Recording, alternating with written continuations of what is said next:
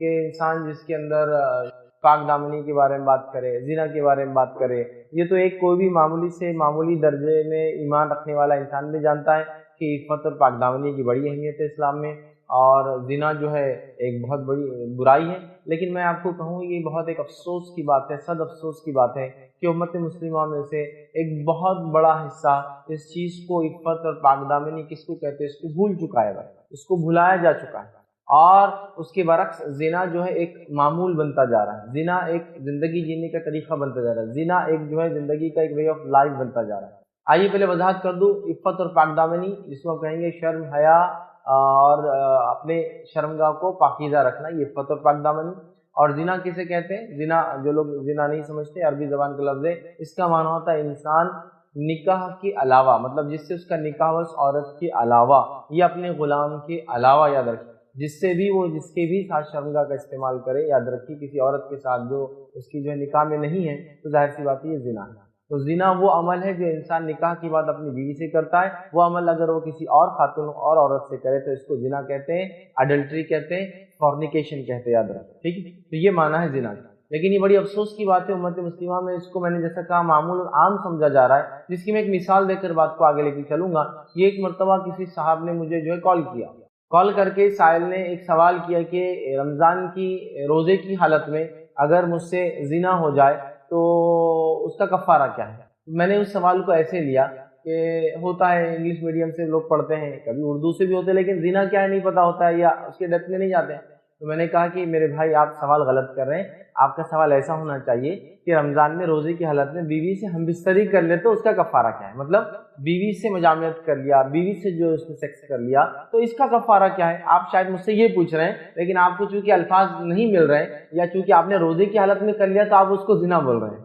میں نے اس طرح سے ہو گیا تو اس نے کہا نہیں، رمضان میں روزے کی حالت میں بیوی سے جمع کرنے کا کفارہ مجھے پتا ہے، لیکن میرا کوشچن یہ ہے کہ رمضان میں روزے کی حالت میں زنا کا کفارہ کیا ہے، تاکہ میں ادا کر دیتا ہوں۔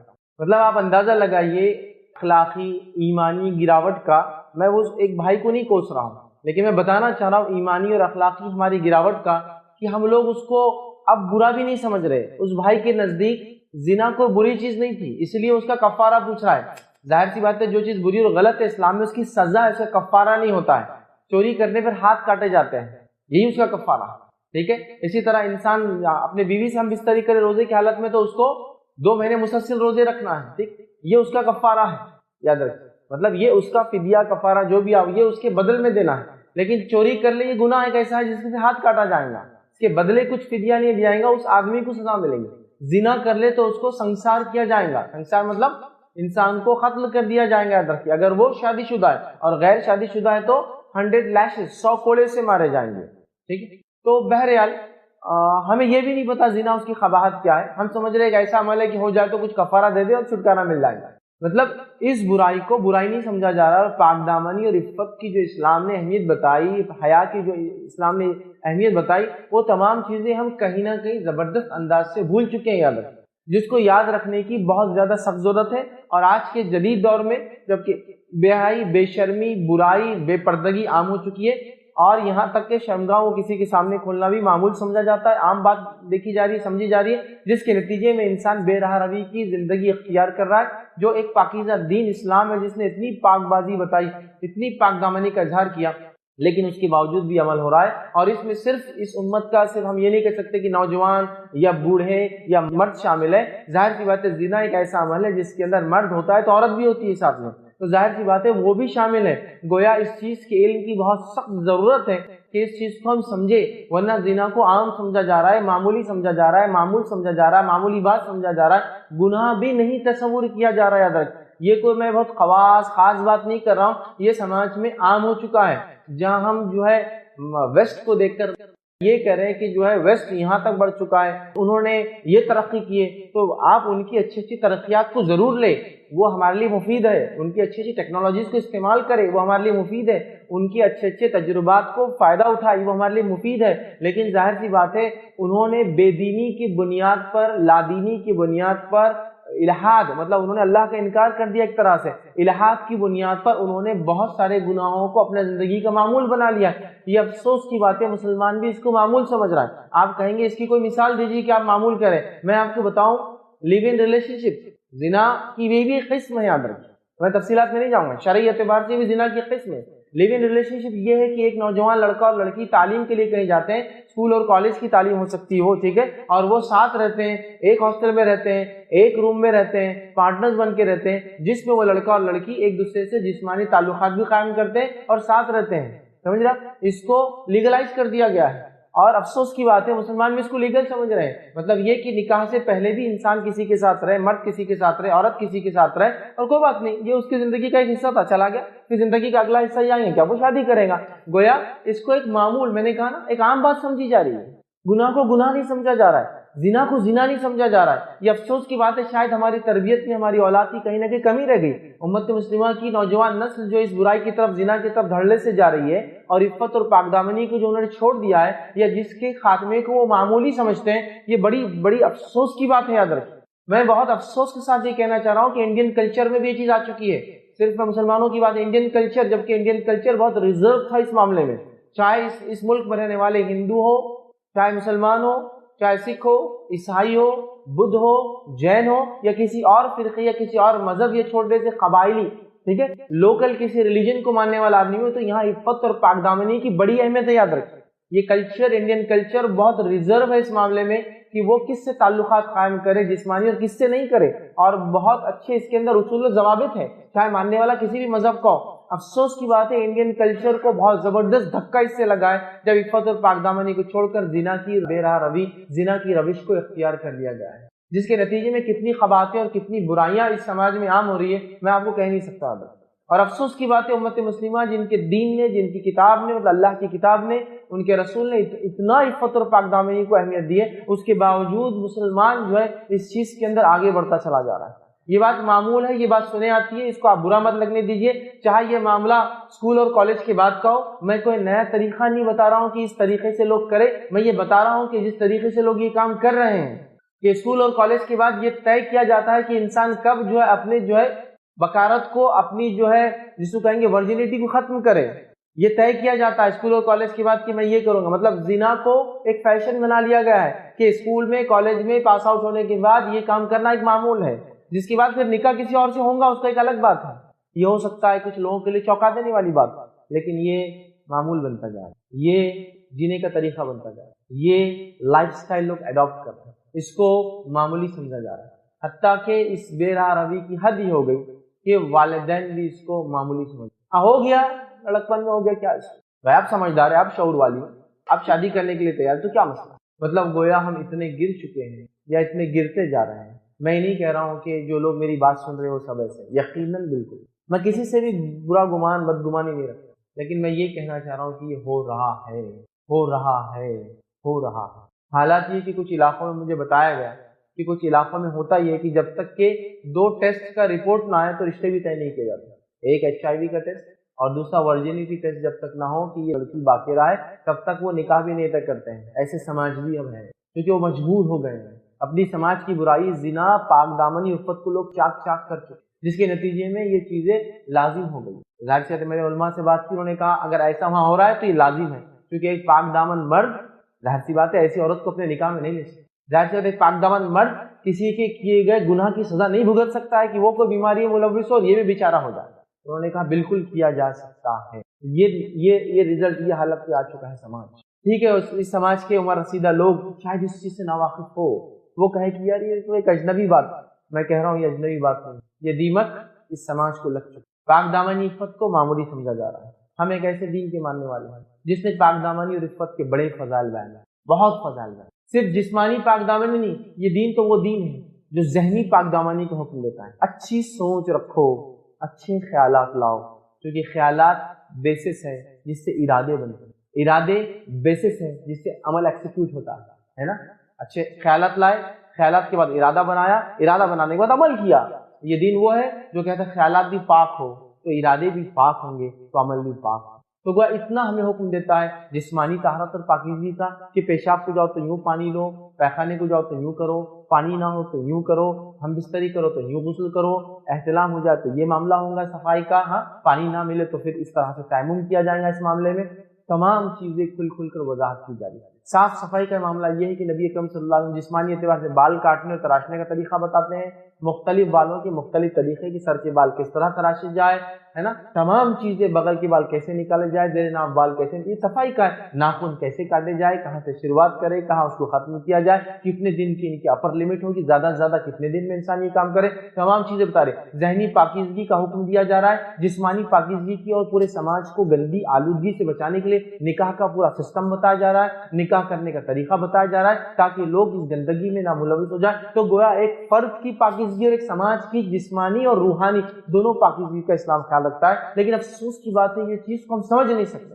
ہمیں وہ شاید تعلیم نہیں دی جا رہی ہے، وہ تربیت ہمارے پاس ختم ہوتی جا رہی ہے، اس کے نتیجے میں یہ تمام برائیاں بھرت عام ہوتی جا رہی ہے، یاد رکھیے۔ اور اسلام بری حرکتیں اس کو کہیں گے اخلاقی رذیلہ سے، برے اخلاق سے، بری باتوں سے، رذیل حرکتوں سے رکنے کا ہمیں بار بار حکم دیتا ہے، یاد رکھیں۔ نبی اکرم صلی اللہ علیہ وسلم فرماتے ہیں اور تعریف کرتے اس شخص، یہ روایت جو سلسلہ احادیث صحیحہ کے اندر، سلسلہ صحیحہ میں آپ کو روایت مل جائیں گی، ویسے یہ روایت معجم الکبیر جو ہے مستدرک حاکم میں بھی ملیں گی آپ کو، جس کے الفاظ اس طرح سے کہ اس دین نے کتنا پسند کیا اس پاک دامنی کو اور اس کی اہمیت کتنی بتائی آئی ہے۔ اللہ کے رسول صلی اللہ علیہ وسلم فرماتے کہتے اللہ عز و جل خود کریم ہے، اللہ عز و جل خود کریم ہے، اور آگے فرماتے اور کہتے ہیں اور کریمانہ اخلاق والوں کو پسند کرتا ہے۔ اللہ تعالیٰ خود کریم ہے اور کریمانہ اخلاق والوں کو پسند کرتا ہے، ایسے اخلاق جو لوگوں کے لیے فائدہ مند و اکرام والے ہو، ٹھیک ہے۔ تو اللہ تعالیٰ خود کریم ہے اور کریمانہ اخلاق والوں کو پسند فرماتا ہے،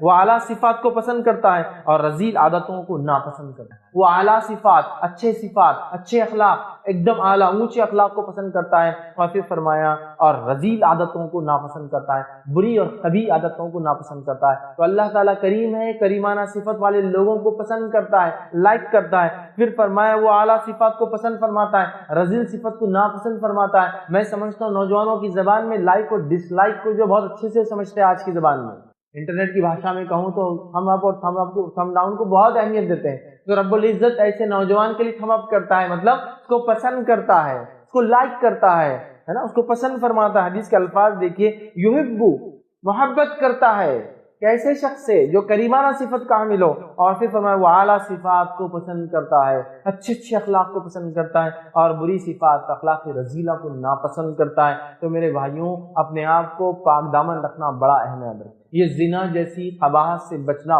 بہت بہت بہت بے انتہا ضروری ہے، جس کو عام سمجھا جا رہا ہے، عام سمجھا جا رہا ہے اتنا کہ میں کیا کہوں اس تعلق سے۔ ذرا سوچو، ذرا غور کرو نوجوانوں، اس چیز کو بہت سنجیدگی سے لو، اس کی بڑی قباحتیں یاد رکھیں۔ تو آئیے میں اپنے لیکچر کا فرسٹ پارٹ عفت اور پاک دامنی پہ رکھتا ہوں، سیکنڈ پارٹ انشاءاللہ ہم جو ہے زنا اور اس کی قباحتیں اور اس کی جو ہے برائیوں کے اوپر اس کے خطرات جو ہے اس میں انشاءاللہ جی سیکنڈ پارٹ اپنا رکھنے کا جو ہے کوشش کروں گا۔ تو آئیے پاک دامنی اور عفت کی کیا اہمیت ہے یہاں سے ہم شروع کرتے ہیں۔ اچھے اخلاق کو اسلام پسند کرتا ہے، ہر مومن کے اندر وہ چاہتا ہے کہ وہ با اخلاق ہو، اچھے اخلاق کا حامل ہو۔ تو آئیے سب سے پہلے عفت اور پاک دامنی کی اہمیت اور اسلام اور شریعت میں کیا ہے وہ دیکھتے ہیں۔ اللہ رب العزت جو ہے ہر وہ کام جو اچھا ہے، نیکی کا ہے، پسند کرتا ہے، ہر وہ کام جو گناہ کا اور برائی کا وہ ناپسند۔ عفت کے بارے میں دیکھیے سورہ نور سورہ نمبر جو ہے 24 آیت نمبر 33 میں اللہ رب العزت فرماتا اور کہتا ہے، آیت کے الفاظ دیکھیے اس طرح سے، وَلْيَسْتَعْفِفِ الَّذِينَ لَا يَجِدُونَ نِكَاحًا حَتَّى يُغْنِيهُمُ اللَّهُ مِنْ فَضْلِهِ۔ اللہ فرماتا اور کہتا ہے اور ان لوگوں کو پاک دامن رہنا چاہیے، مطلب جنسی اعتبار سے جنسی آلودگی میں نہیں پڑنا چاہیے، اپنی شرمگاہ کا غلط استعمال نہیں کرنا چاہیے۔ کون؟ جو اپنا نکاح کرنے کی استطاعت نہیں رکھتے۔ اب نکاح کرنے کی استطاعت نہیں ہے تو ظاہر سی بات ہے آدمی غلط راستے پہ چل سکتے۔ تو جن میں نکاح کرنے کی استطاعت نہ ہو تو انہیں چاہیے، اللہ حکم دے رہا قرآن میں، اپنے آپ کو پاک دامن رکھنے کی وہ کوشش کرے۔ جن میں کیا کرنے کی استطاعت نہ ہو؟ نکاح کرنے کی استطاعت نہ ہو تو وہ اپنے آپ کو پاک دامن رکھے، یہاں تک کہ اللہ تعالیٰ انہیں اپنے فضل سے مالدار بنا دے، یہاں تک کہ اللہ تعالیٰ اپنے فضل سے انہیں مالدار بنا دے، مطلب انہیں مال و دولت دے دے۔ اور ظاہر سی بات ہے نکاح کے لیے مال و دولت اس لیے ضروری ہے ایک آدمی کے لیے تاکہ وہ اپنی بیوی اور ہونے والے بچے کو کھلانے کی طاقت۔ لیکن رسول اللہ صلی اللہ علیہ وسلم کے زمانے میں ایسے بھی لوگ تھے جن کو صرف خود کے کھانے کے لیے ہوتا، دوسرے کے لیے نہیں ہوتا، تو ظاہر سے یہ لوگ انتظار کرتے نکاح کے لیے، وہ میرے اور آپ کے لیے نہیں، جن کے پاس لاکھوں کا سرمایہ ہے، وراثت میں پتہ نہیں کروڑوں پڑے ہیں، لیکن اس کے بعد بھی نہیں ابھی ذرا پیسے ہوں، یہ وہ نہیں ہے۔ یہ وہ اصحاب تھے جن کو اگر نکاح کرنا ہے تو سونے کی ایک انگوٹھی تو دور، چاندی کی انگوٹھی تو دور، لوہے کی انگوٹھی بھی مہر میں دینے کو نہیں تھی۔ جب پوچھا گیا کہ کیا ہے تو کہا صرف ایک چادر ہے جو نیچے باندھے ہوئے اوپر پیسہ بھی کھلا جس میں۔ تو اب چادر مہر میں دیں گا تو نکاح کیسے؟ مہر لگتا ہے، بیوی کو سنبھالنے کی طاقت لگتی ہے، مطلب ایک بیسک نیڈ جو ہے وہ بھی نہیں کر پاتے. آج تو الحمدللہ حالات بدل گئے. تو ان سے کہا جا رہا ہے کہ اور وہ لوگ اپنے آپ کو پاک دامن رکھے جن کے نکاح نہیں ہوئے، استطاعت نہیں رکھتے بھی نکاح کرنے کی، یہاں تک کہ اللہ تعالیٰ نے اپنے فضل سے مالدار کر دے، اتنا پیسہ دے دے کہ اپنے آپ کو اور اپنے بیوی بچوں کو پاک دامنی کی اہمیت. دوسری جگہ اللہ فرماتا ہے سورہ نور میں آیت نمبر 60 کے اندر اللہ فرماتا ہے وَإِن يَسْتَعْفِفْنَا خَيْرٌ لَهُنَّ وَاللَّهُ سَمِيعٌ عَلِيمٌ. اللہ فرماتا ہے تاکہ ہم اگر وہ ان سے بھی پاک دامنی اختیار کریں تو ان کے لیے بہت افضل ہے، اللہ تعالیٰ سنتا اور جانتا. تو پاک دامنی کی پھر اہمیت بتائے گی. پاک دامنی سے مراد میں سمجھتا ہوں میرا میسج کلیئر ہے، جنسی اعتبار سے اپنے آپ کو، اس کی آلودگی سے اپنے آپ کو پاک رکھنا. سمجھ رہا؟ تو پاک دامنی کی یہاں پھر اہمیت بتا. صحیح بخاری اور صحیح مسلم کی روایت ہے، متفق علیہ روایت ہے. عبداللہ ابن عباس رضی اللہ عنہما فرماتے ہیں کہ جب ابو سفیان جو ابھی مسلمان نہیں ہوئے تھے جو ہے، جب وہ قیصر روم کے دربار میں حاضر ہوئے، ہرقیل کے دربار میں حاضر ہوئے، ٹھیک ہے، تو روم کے بادشاہ کے سامنے حاضر ہوئے، اور اس کے بعد اس نے کیوں بلایا تھا، ایک لمبا واقعہ ہے کہ اللہ کے رسول صلی اللہ علیہ وسلم نے خط لکھا، کہا کہ میں آخری نبی ہوں. تو بادشاہ کو تھوڑی فکر ہوئی کہ کون ہے یہ دعویٰ کرنے والا، چلو اس کے بارے میں معلوم کرتے ہیں. پوچھا کون ہے، تو کہا مکہ کا ایک نوجوان. تو کہا کوئی مکہ کا وفد ہے، کوئی قافلہ ہے جو بتائے اس کے بارے میں گواہی دے. تو کہا کہ ہاں مکہ کے سرداری خود یہاں موجود ہے، اور وہ تب شام میں موجود تھے. کون؟ ابو سفیان جو کہ مکہ کے سردار. تو کہا لاؤ. اب بلایا گیا. یہ 3 سے 4 یا 5 لوگ گئے روایت میں آتا ہے. ہرقیل نے کیا کیا 4 کا منہ پلٹ دیا اور 1 کا منہ جو ہے سامنے رکھا. یا کچھ میں آتا ہے کہ ابو سفیان کا منہ اپنے سے پلٹ دیا اور 4 کا منہ اپنے طرف رکھا، مطلب میجورٹی کا منہ اپنے طرف رکھا اور ابو سفیان کو پلٹا دیا. وجہ کہ اگر یہ کچھ غلط بولے تو ان کے چہرے پہ کہیں نہ کہیں اشکالات آئیں گے. ہوتا ہے تو میں پہچان لوں گا کہ آدمی جھوٹ بول رہا. تو اس نے بھی ویریفیکیشن چاہا، آتھینٹسٹی چاہا، گواہی. اب ابو سفیان یہ کہتے ہیں کہ میرا دل تو چاہتا تھا جو ہرقیل سوالات کرا نا پورے جوابات جھوٹے جھوٹ بول دوں، لیکن میں بول نہیں پایا تھا، یا پھر مجھے ڈر لگا کہ اگر میں جھوٹ بول دوں گا تو کل کوئی نہ کوئی سچ بتا دیں گے محمد صلی اللہ علیہ وسلم. تو سوچا کہ اب صحیح بول دیتا ہوں، جھوٹ کا سہارا نہیں لیتا. ٹھیک ہے. اس کے بعد وہ کہتے ہیں کہ ہرقیل نے سوال کیا اور کہا، عبداللہ ابن عباس کہتے ہیں کہ ابو سفیان سے کہا کہ بتاؤ کہ محمد صلی اللہ علیہ وسلم کی ایجوکیشن، ان کی تعلیم کیا ہے، مطلب وہ کیا ایجوکیٹ کرتے ہیں لوگوں کو، کیا بتاتے ہیں، کیا پڑھاتے ہیں، کیا سکھاتے ہیں. تو کہتے ہیں آپ ہمیں اس بات کا حکم دیتے ہیں کہ ہم صرف اللہ کی عبادت کریں، اس کے ساتھ کسی کو شریک نہ ٹھہرائے، اور ہمارے آبا و اجداد جن چیزوں کی، جن اشیاء کی عبادت کرتے تھے اس سے ہم رک جائیں. آپ صلی اللہ علیہ وسلم ہمیں ان کی عبادت سے منع کرتے ہیں. آپ صلی اللہ علیہ وسلم ہمیں نماز قائم کرنے کا، صدقہ دینے کا، عفت اور پاک دامنی اختیار کرنے کا، ٹھیک ہے، عہد و پیمان اور وفا کرنے اور امانتوں کی ادا کرنے کا. تو گویا نبی اکرم صلی اللہ علیہ وسلم کی مکی دعوت کیا کیا تھی، ابو سفیان بتا رہا. پہلی تھی کہ شرک کی قباحت، شرک سے روکتے تھے، ٹھیک.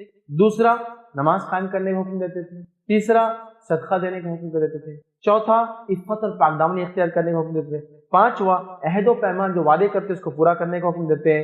اور چھٹا امانتوں کو لوٹانے کا حکم دیتے. یہ 6 احکامات اللہ کے رسول دے رہے ہیں. گویا ان کی بات میں ایک کنکلوژن جس کو ان بریف رسول اللہ صلی اللہ علیہ وسلم کی تعلیمات یہ رکھ رہے ہیں، ان شارٹ ایکسپلین کر. سمجھ رہے ہیں بات کیا کیا ہے ان تعلیمات؟ عفت اور پاک دامنی. پھر آگے کیونکہ عرب کا معاشرہ بہت ہی برائیوں میں تھا. میں عائشہ رضی اللہ عنہا کی روایت ہے، وہ فرماتی ہے ہمارے پاس سسٹم یہ تھا، برائیاں اتنی تھی، حالانکہ سب اس میں نہیں تھے. جیسا کہ لڑکیوں کو زندہ پیدا ہوتے دفن کر دیتے تھے، سب نہیں کرتے، کچھ قبیلے اور کچھ لوگ. تو فرماتی کچھ لوگ ایسے بھی تھے، ایسے نکاح ہوتے تھے کہ ایک عورت کے پاس کئی لوگ جاتے تھے، بچہ ہونے کے بعد وہ جس کی طرف اشارہ کرتی بچہ اس کا ہو جاتا. پھر اس کے بعد وہی سسٹم چلتا، پھر اس کے بعد بچہ ہوتا، وہ جس کی طرف اشارہ کرتی بچہ اس کا ہوتا. یا پھر بیٹ ڈالا جاتا، خرہ ڈالا جاتا ہے، نام چٹھیاں لکھو، جس کی چٹھی ہوتی بچہ اس کا. یہ حالت تھی جس کو کہیں گے برائی. عفت اور پاک دامنی کی اس زمانے میں کوئی اہمیت نہیں، بلکہ کچھ کا حال یہ تھا کہ اوپری حصہ کچھ ڈھکتے نہیں تھے، صرف نیچے کا حصہ ڈھکا کرتے تھے. یہ حال تھا اس زمانے میں نبی اکرم صلی اللہ علیہ وسلم. یہ حال تھا کہ کعبے کے اطراف طواف پورے ننگے ہو کے کرتے تھے، کمپلیٹلی نہیں کیا. اس وقت آ کے آپ نے پاک دامنی اور عفت کی تعلیم دی، ایجوکیٹ کیا انسانیت کو. سمجھ رہے ہیں آپ اس کے اسلام میں کیا ہے؟ تو یہاں ابو سفیان اللہ کے رسول صلی اللہ علیہ وسلم کی ابتدائی تعلیم کی گواہی دے رہے، جس کے اندر عفت اور پاک دامنی کی پھر بات آ رہی ہے. جامع ترمذی کی روایت ہے، نبی اکرم صلی اللہ علیہ وسلم فرماتے اور کہتے ہیں 3 لوگوں کے تعلق سے بات ہو رہی، غور سے سنیے. میرے سامنے وہ 3 آدمی پیش کیے گئے جو سب سے پہلے جنت میں داخل ہونے والے. آپ فرما رہے ہیں میرے سامنے وہ 3 لوگ پیش کیے گئے جو سب سے پہلے جنت میں داخل ہونے والے ہیں. فرمایا کہا پہلا وہ جو شہید ہوگا، سب سے پہلے جنت میں. جہنم میں دہکائی جائیں گی تو سب سے پہلے شہید سے ہی ہے، لیکن وہ دکھاوے کے لیے مرا ہونا یہ حق کی راہ. تو کہا سب سے پہلے جنت میں جو لوگ جائیں گے میرے سامنے پیش کی گئے، سب سے پہلا 3 لوگ پیش کیے. پہلا شہید، دوسرا عفت اور پاک دامنی اختیار کرنے، اور تیسرا فرمان وہ غلام جو اچھے طریقے سے اللہ کی عبادت کرے اور اپنے مالکوں کا خیر خواہ.